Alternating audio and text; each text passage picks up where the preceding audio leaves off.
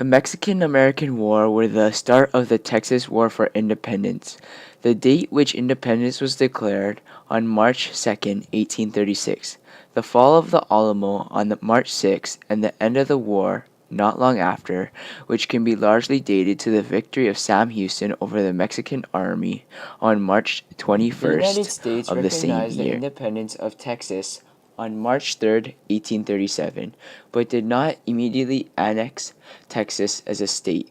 The date of actual annexation on which President Taylor signed the annexation document was March 1st, 1845.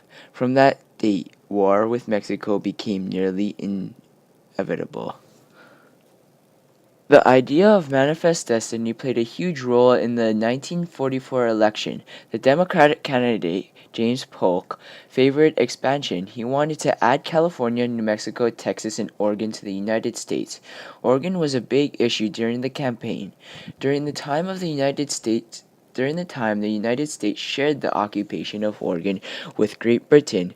In his campaign, Polk pushed forward taking over all of this territory with the slogan 54, 40, or fight. This was the latitude line of the northern boundary.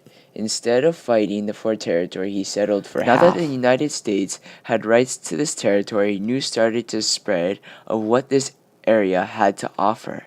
Stories spread to the east coast of the wheat growing taller than a man and turnips that were 5 feet around. Obviously, these were tall tales, but the stories had people packing up their families and moving west on the many overland trails. The main route to Oregon country was the Oregon Trail.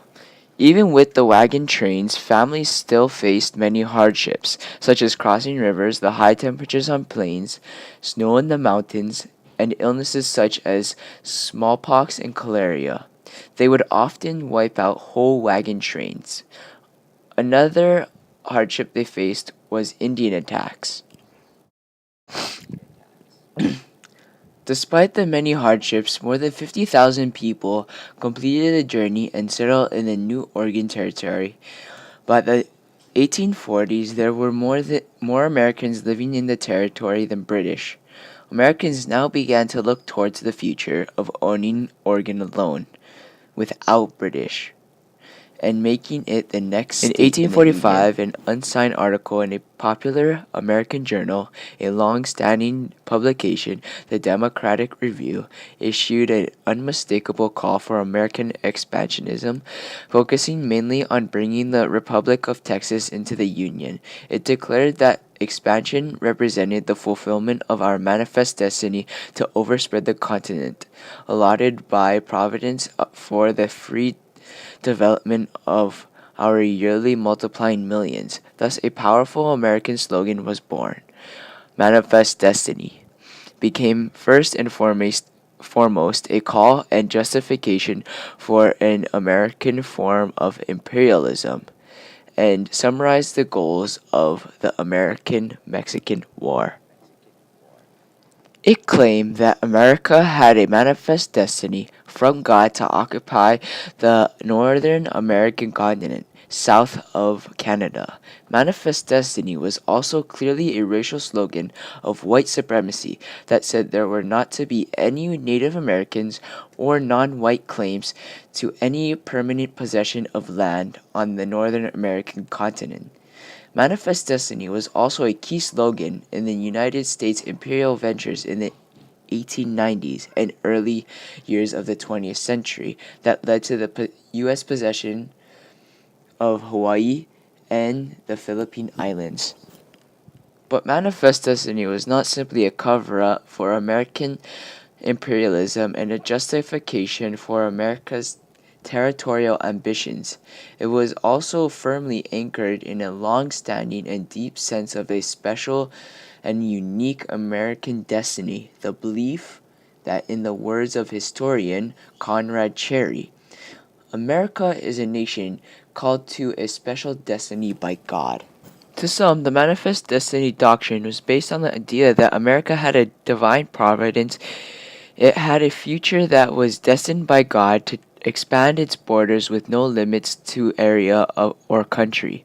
All the traveling and expansion were part of the spirit of manifest destiny, a belief that it was God's will that Americans spread over the entire continent and to control and populate the country as they see fit.